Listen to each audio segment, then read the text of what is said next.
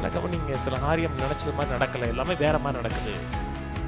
உங்களுக்கு புரியுதோ புரியலையோ விசுவாசிங்க. உங்களால் எல்லாம் விலைக்கு சொல்ல முடியாது, எப்படி நல்லது நடக்குன்னு விலைக்கு சொல்ல முடியாது.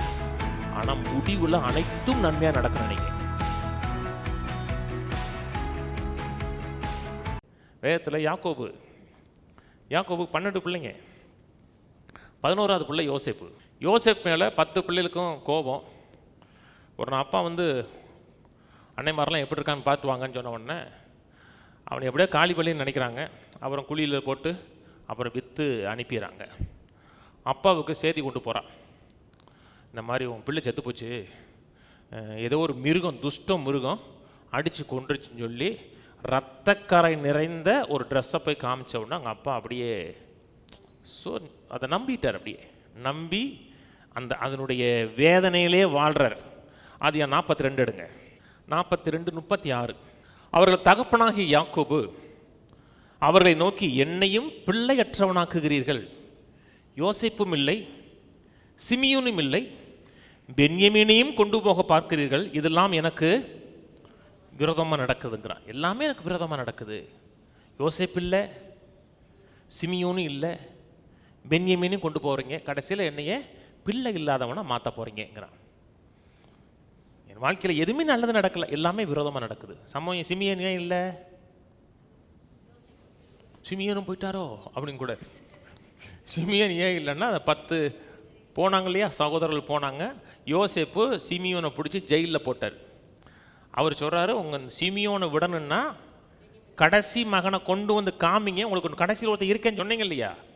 அவன் எப்படியாவது தன் சொந்த தம்பியை பார்க்கணுங்கிறக்க அவன் பிளான் பண்ணுறான். கடைசியில் ஒருத்தர் இருக்குன்னு சொன்னீங்களே, அவனை வந்து காமிங்க, இவனை விடுவிக்கிறேன், அப்போ தான் நீ உண்மையான ஆளுன்னு தெரியும், இல்லைடா நீ பொய் சொல்கிறீங்கன்னு சொல்லி அவன் ஒரு கதையை உருவாக்கி அனுப்பி விடுறாரு. இது சொன்ன உடனே அவங்க அப்பா சொல்கிறாரு, எனக்கு எல்லாமே இது எல்லாமே எனக்கு எல்லாமே ஒரு விரோதமாக நடந்துச்சா? இல்லவே இல்லை. இது நடந்த அத்தனையும் அவருடைய நன்மைக்காகவே நடந்துச்சுங்க. ஆனால் அவர் என்ன சொல்கிறாரு, எல்லாமே விரோதமாக நடக்கிறது. நீங்கள் நினச்சி பாருங்க, ஒரு 5 காரியம் விரோதமாக நடக்குன்னு சொன்னீங்கன்னா பிசாசு சொல்லுவோம் 5 நடக்குது. அதை நினச்சி பாரு 10 நடக்குது. இது நினச்சி பாரு 30 நடக்குது. உனக்கு எது நல்லது நடந்துச்சு? நீங்கள் 1 நெகட்டிவ் நினச்சி பாருங்க, உங்களுக்கு நம்பிக்கை இல்லைன்னு காமிச்சிடுவாங்க. கடைசியில் 2-3 நினைப்பீங்க, இதை சரி பண்ணிடலான்னு மூலம் போகிற தெரியும், இதை சமாளிச்சிடலாம். அவன் காமிப்பான் 5-6, அதை அவங்களை சமாளிக்கவே முடியாதுங்கிற இடத்தை கொண்டு வந்துடுவான்.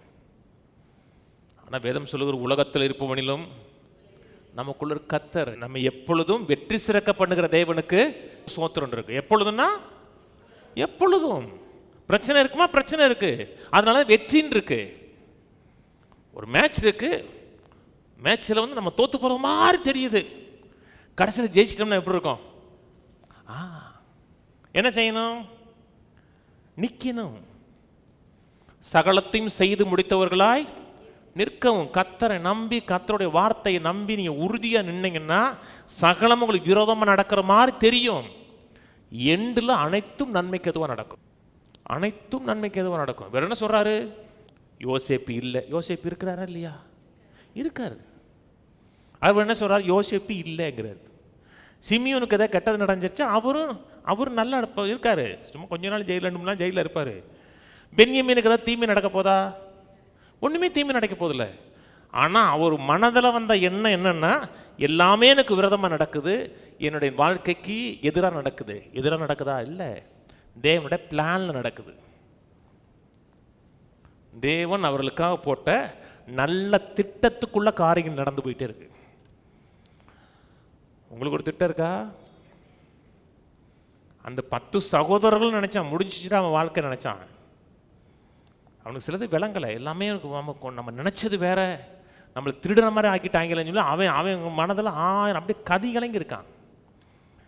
நல்லா கவனிங்க, சில காரியம் நினைச்சது மாதிரி நடக்கலை, எல்லாமே வேற மாதிரி நடக்குது.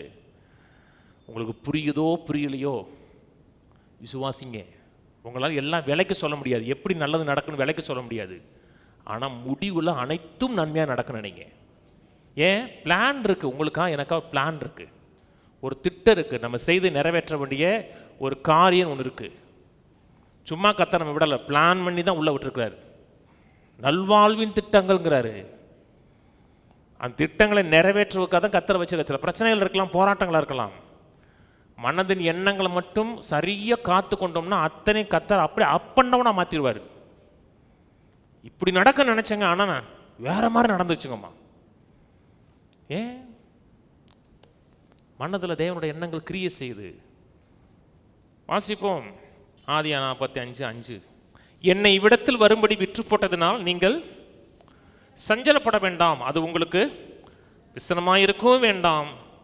ஜீவ ரட்சனை செய்யும்படி தேவன் என்னை உங்களுக்கு முன்னே அனுப்பினார். சகோதரர்கிட்ட சொல்றாரு, நீங்கள் வருத்தப்பட வேண்டாம், சஞ்சலப்பட வேண்டாம், தீமை நினைக்க வேணாம், அத்தனையும் உங்களுக்கு நன்மை நடக்கும்படியாக கர்த்தர் செஞ்சிருக்கிறாருங்கிறார். அன்னைக்கு அவர் பயந்தார், யாக்கோபு பயந்தார். யோசேப்பு இல்லை, சிமியன் இல்லை, பென்யமின் இல்லை. ஏன் பயந்தார்? அவருக்கு சொல்லப்பட்டது ஒரு பொய்யான அடையாளம். அவருடைய ரத்தமும் கிடையாது, உடைய எடுத்து சும்மா ஒரு பொய்யான அடையாளம். பிசாசு நம்ம பயன்படுத்தக்கூடிய பெரும்பாலான காரியம் பொய்யான அடையாளத்தை தான் பயப்படுவான்.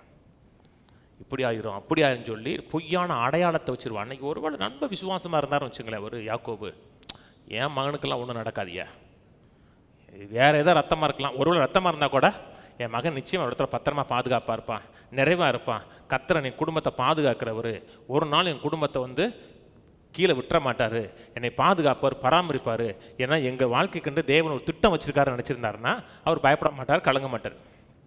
ஆதியா 45:26.